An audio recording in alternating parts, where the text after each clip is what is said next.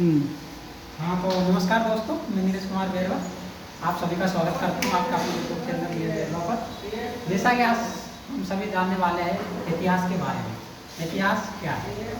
जो पूछा जाता है कई बार जब हम किसी विषय को पढ़ते हैं, यदि उस विषय की हमें परिभाषा ना आए, उसकी जानकारी ना हो तो विषय का ज्ञान अधूरा माना जाता है। इसलिए हम सर्वप्रथम बात करेंगे इतिहास के बारे में। आखिरकार इतिहास क्या है, इतिहास की जानकारी हमें कहाँ से मिली और इतिहास हमारे लिए पढ़ना क्यों जरूरी है, इन सभी विषयों पर हम चर्चा करने जा रहे हैं। तो सबसे पहले जैसे मैं बात करता हूँ इतिहास की, तो यहाँ पर इतिहास जो शब्द है, ये इतिहास जो शब्द है ये 3 शब्दों से मिलकर बना है। इसकी जो स्ट्रक्चर ऑफ वो फॉर्मुलेशन देखेंगे हम, तो इसका निर्माण 3 शब्दों से मिलकर बना होता है। इति है प्लस आस, इति है प्लस आस। इति है प्लस आस का मतलब होता है ऐसा ही था, मतलब कोई घटना जो भूतपूर्व में घट चुकी है वो घटना सत्य घटित हुई है, इसलिए उसको इतिहास का दर्जा दिया गया है। जैसे मान लीजिए आप स्कूल जा रहे हो, आप डेली स्कूल जा रहे हो, उसके बाद में जब 5 दिन बाद आपसे पूछा जाता है कि आप 10 तारीख को कब स्कूल आए थे, तो आप बोलोगे कि मैं 5 दिन पहले स्कूल आया था।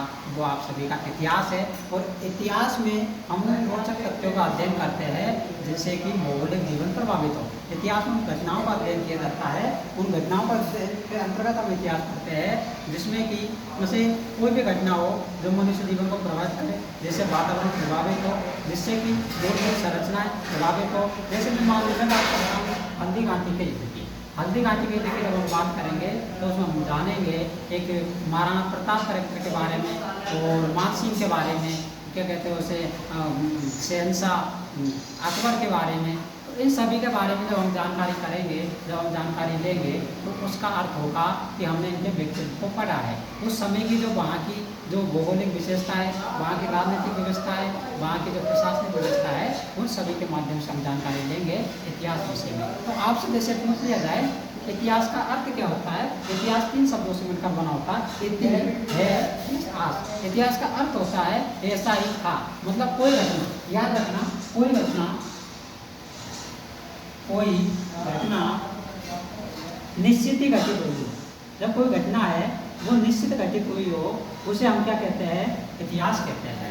अब बात आती है साहब इतिहास की परिभाषा हो गई। इतिहास में हम भूतपूर्व घटनाओं का अध्ययन करते हैं। इतिहास में वो घटनाओं का अध्ययन किया जाता है जो घटित होती है और फैक्चुअल है, जिनसे कि भौतिक जीवन प्रभावित हो, जिनसे कि मनुष्य प्रभावित हो। जैसे मान लिया जाए कि वह इतिहास को क्या करता है, इतिहास तो गड़े मुर्दे उखाड़ता है, इतिहास का अध्ययन क्यों करें।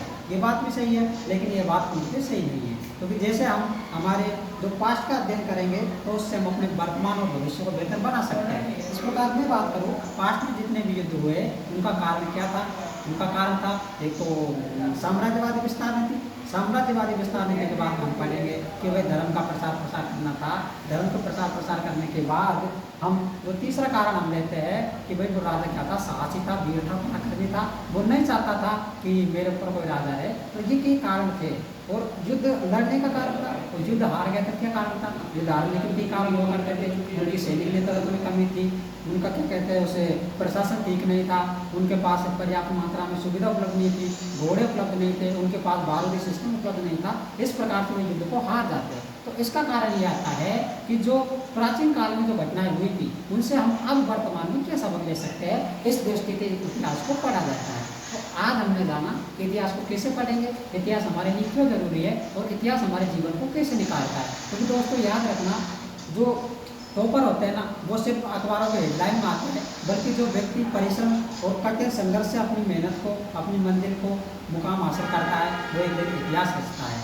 इसलिए मैं अभी हम बात करने जा रहे थे इतिहास की बात करें। इतिहास 3 शब्दों से मिलकर बना, इति है प्लस आस, इसका मतलब ऐसा ही था। अब हम बात करेंगे कि आखिरकार इतिहास का जन्म कैसे हुआ, भाई कौन था, हमारा इतिहास क्या था, हमारे पूर्वज कौन थे, हमारा क्या संस्कृति थी, क्या सभ्यता थी, इन सभी के बारे में इतिहास में जानकारी लेंगे। तो सर्वप्रथम जैसे कि मैं बात करूँ, कोई भी मान लो कोई भी सब्जेक्ट हो, उसका कोई ना कोई जन्म जरूर होता है। तो हम बात कर रहे थे यहाँ पर इतिहास का जनक कौन है। अब बात कर रहा हूँ मैं इतिहास का जनक। इतिहास के जनक की बात करते हैं। इतिहास का जनक है कौन है? हेरोडोटस। कौन है इतिहास का जनक? हेरोडोटस। अब एक बात याद रखना चाहते हैं, जब आपसे बात की जाती है कि भारतीय इतिहास का जनक आप हेरोडोटस को मान रहे हो, मतलब भारतीय इतिहास का जनक एक विदेशी है, और एक विदेशी भारत में घटित होने वाली घटनाओं का कैसे अध्ययन कर सकता है? एक बेजपना की बात है कि भारतीय इतिहास का जनक एक विदेशी को माना जाता है, और वो विदेशी जो कभी भारत ही में आया है। इस संबंध में आपके मन में कुछ काल्पनिक क्वेश्चन उठ रहे होंगे, तो इसका भी मैं जवाब दे देता हूँ कि जब प्राचीन काल में, जब हम सभ्यताओं का काल में पढ़ेंगे, तो हम व्यापार करते थे। कस्तूतनिया जो प्रांत है जो विदेश में पड़ता है, उससे हम व्यापार करते थे। तो वहाँ के जो नाविक यात्री आते थे, वो यात्री क्या करते थे, वो यात्री आते भारत वालों के पास आते, जैसे भारत वालों के पास आते तो भारत वाले उनको क्या करते, उनको अच्छे से चाय नाश्ता करवाते, उनको अच्छे से सम्मान देते। उसके बाद उनको वो कहानी सुनाते। वो कहते हमारे पूर्वज ऐसे थे, हमने ऐसे कर दिया, हमारी कच्ची वो क्या कहते हैं उसे, हमारे यहाँ पर पक्की ईंटों की वो वास्तुकला निर्माण मिली है, यहाँ पर हमारे इतनी साफ सफाई, इतनी व्यवस्था मिली है, हमारे बोतल मिला है, धोलावीरा मिला है। इन सभी जो बात है वो एक इतिहास में की जाती है। तो मैं बात करने जा रहा हूँ आपसे। आज हम ज़्यादा टॉपिक को देखने नहीं जाएंगे, आज तक इतनी बात करेंगे इतिहास क्या है और इतिहास का अध्ययन हमारे लिए क्यों जरूरी है। मैंने बात की इतिहास का जनक हेरोडोटस हो गया। इतिहास जो 3 शब्दों से मिलकर बना होता है, इति है प्लस पास। इसका अर्थ होता है ऐसा ही था, कोई घटना तो निश्चित रूप से घटित हुई है। अब इतिहास के जनक की बात हो, इतिहास के जनक की बात में बात करूँ कि भाई इतिहास के जो स्रोत है वो क्या है, इतिहास आखिरकार हमें खोजा कहाँ से। आखिरकार आप कैसे कह सकते हो कि हमारा जो इतिहास है वो प्राचीन इतिहास रहा है, हमारा इतिहास हड़प्पाकालीन इतिहास रहा है, हमारा जो इतिहास है वो, हमारी जो सभ्यता है वो सबसे प्राचीन सभ्यता है। इस आधार पर हम कैसे कह सकते हैं, इस विषय में डिटेल से चर्चा करेंगे। लेकिन इससे पहले अभी मोटा मोटा ये समझ लीजिए कि इतिहास के जो स्रोत है, मैं कहूँ आप यहाँ पर आए, आप पढ़ रहे हो, तो आपके स्रोत क्या है, आपके स्रोत क्या है, आपके स्रोत आपके माँ बाप है, आपको वो सुविधा उपलब्ध करवा रहे हैं। उसके बाद में और आपके स्रोत क्या है, आपके स्रोत है आपकी बुक्स है, आपके जो सहयोगी दोस्त है, वो सभी आपके स्रोत है। तो इसी प्रकार इतिहास का भी कोई ना कोई स्रोत रहा होगा। इस प्रकार कोई ना कोई जानकारी तो होगी जिससे हमें मालूम होता है कि हमारे इतिहास ये है। इस विषय में मैं बात करना चाहूँगा कि आपको जो इतिहास की बात करते हैं, तो इतिहास के मुख्य रूप से कितने स्रोत मिलते हैं। मुख्य रूप से हमने 3 आधार माना था इतिहास का। एक तो माना था पुरातात्विक स्रोत, तो उन पर अब यहाँ पर मैं बात करना चाहूँगा इतिहास के स्रोत की। इतिहास के जो सोर्सेज है वो हमारे पास क्या है। इतिहास के स्रोत के बारे में यदि हम बात करें, इतिहास के स्रोत की यदि हम बात करें, तो इतिहास के स्रोत के रूप में हमने सर्वप्रथम एक स्रोत वो माना था पुरातात्विक स्रोत। पुरातात्विक स्रोत मतलब पुरातात्विक साक्ष्य। पुरातात्विक साक्ष्य कौन से, जो हमें खनन से प्राप्त हुए हैं। जैसे हमारी जो संस्कृति मृदवान संस्कृति है, हमें कहीं पर शिलालेख मिले, हमको कहीं पर ताम्रपाषाण अभिलेख मिले, हमको कहीं पर लोहालेख मिले, तो ये सभी कहाँ पर आ जाएंगे।